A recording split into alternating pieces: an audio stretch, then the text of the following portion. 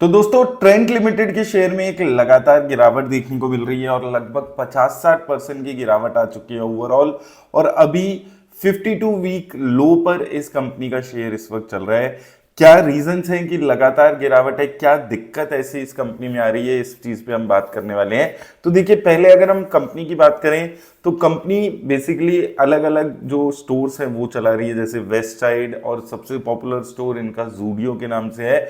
और इनके through main revenue generate इस कंपनी का होता है। और वक्त के साथ इन्होंने धीरे धीरे बहुत सारे मल्टीपल स्टोर्स अपने किए हैं, लगातार ग्रोथ हुई है इनके जो नंबर ऑफ स्टोर्स रहे हैं। और स्पेसिफिकली जो इनकी रेवेन्यू में ज़्यादा ग्रोथ आई है वो जो इनका जूडियो वाला जो बिजनेस है, जो स्टोर्स है, वहां से आई है, जहां पर ये एक रीजनेबल प्राइसेस में अच्छी क्वालिटी के जो प्रोडक्ट्स थे वो सेल कर रहे थे जूडियो के थ्रू।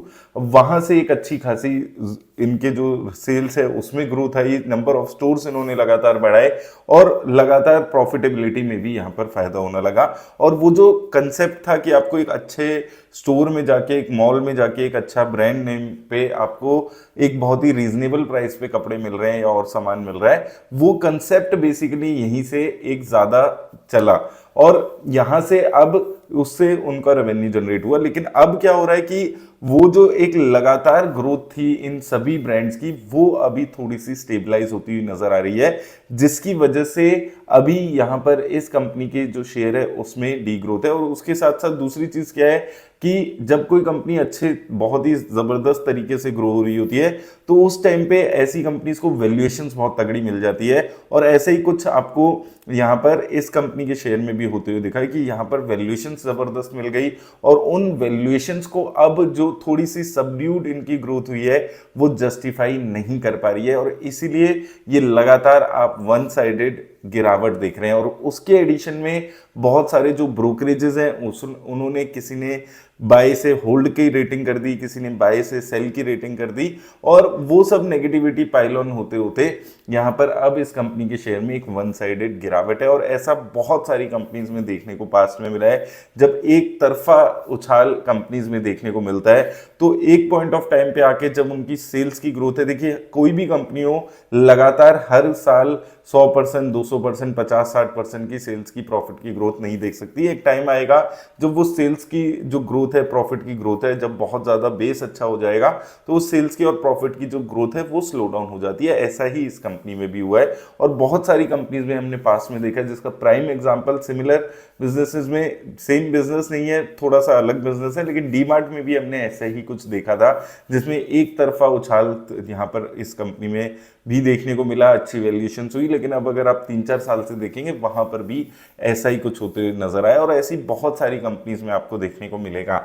अब अगर हम पर्टिकुलरली यहाँ पर इस कंपनी की बात करें, जो मैं आपको ग्रोथ की बात कर रहा हूँ, तो देखिए यहाँ पर अगर हम 2000, यहाँ पर अगर हम sales, year on year sales देखते हैं तो देखिए यहाँ पर 2020 तक एक ठीक ठाक ग्रोथ हो रही थी।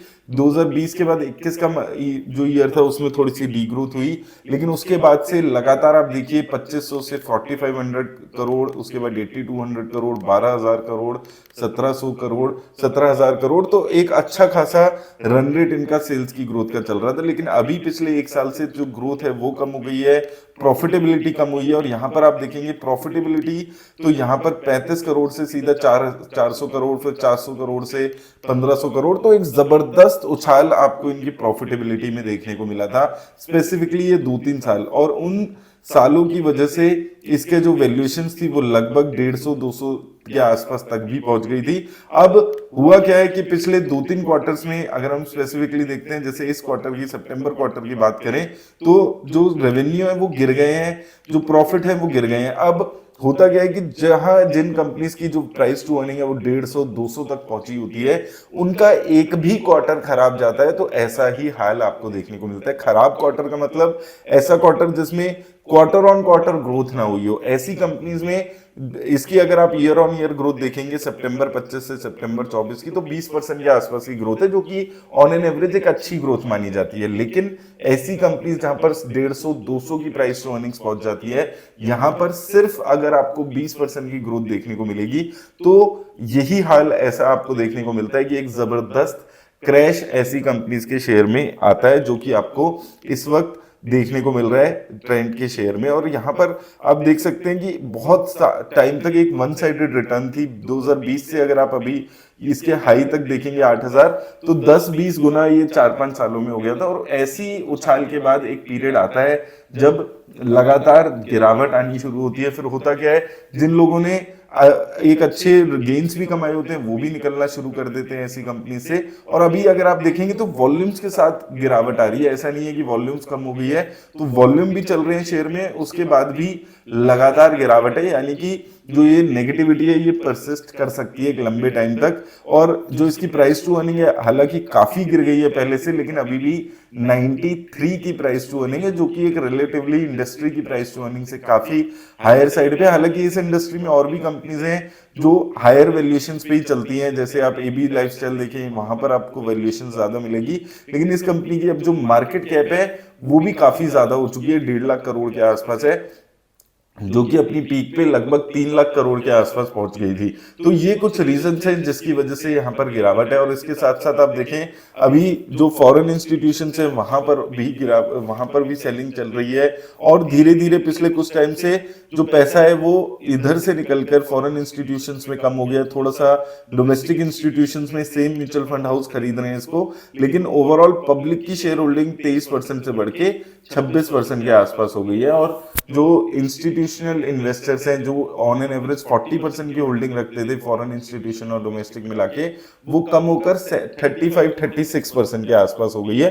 तो थोड़ा सा एक तो जो बड़े इन्वेस्टर्स हैं वो थोड़ा सा कम भरोसा कर रहे हैं, और उसके साथ साथ जो अभी वैल्यूएशंस हैं वो हाई साइड पे हैं। इसके साथ रेवेन्यू की थोड़ी सी स्लो डाउन हुआ है। उसके साथ क्या हो रहा है कि जो सेम स्टोर की ग्रोथ है, सेम स्टोर की सेल्स ग्रोथ है, वहां पर से बहुत ज्यादा सेम ग्रोथ नहीं दिख रही है। और जो नए स्टोर्स भी डल रहे हैं वहां पर भी बहुत ज्यादा ग्रोथ क्विकली नहीं आ रही है, जो पिछले स्टोर्स के मुकाबले देखने को मिल रहा था। और साथ में ये भी चीज हुआ है कि जूडियो ने एक ट्रेंड सेट किया है, जो मैंने आपको बताया कि एक अच्छी क्वालिटी के प्रोडक्ट सस्ते में, थोड़ा सा रीजनेबल प्राइसेस में। और जो बाकी कॉम्पिटिटर्स हैं उन्होंने भी सेम चीज अब कॉपी करके और वहां से भी उन्होंने भी अपने प्रोडक्ट्स यहाँ पर लॉन्च किए हैं, जो कि एक तरीके से जो इनका एक कॉम्पिटिटिव एडवांटेज बना हुआ था इस वक्त पहले ट्रेंड का, कि वो एक अच्छे प्राइसेस पे लोगों को कपड़े दे रहे थे, वो जो कॉम्पिटिटिव एडवांटेज है वो जाते हुए नजर आ रहा है। कि बहुत सारी जो कंपनीज हैं, जो ब्रांड थे, जो सिमिलर कॉम्पिटिशन्स में थे,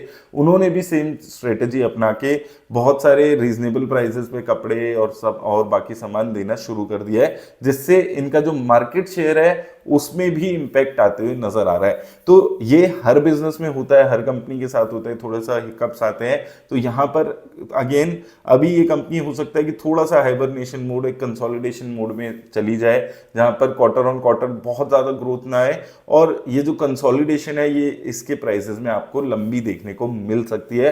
तो थोड़ा सा अगर लंबे पीरियड के लिए इन्वेस्ट कर रहे हैं 5-7 सालों के लिए, तो ही ऐसी कंपनी में इस पॉइंट ऑफ टाइम पे इन्वेस्ट करिएगा, वो थोड़ा सा समझकर इन्वेस्ट करिएगा। ओवरऑल फंडामेंटली काफी अच्छी कंपनी है, लेकिन इस वक्त जो प्राइजेस हैं, जो इसके ट्रेंड है वो काफी नेगेटिव चल रहा है। तो वो ट्रेंड को समझेंगे तो थोड़ा सा नेगेटिव है, लेकिन ओवरऑल फंडामेंटली कंपनी अभी भी अच्छी है, अभी भी प्रॉफिटेबल, ईयर ऑन ईयर 20-25% की ग्रोथ हो रही है।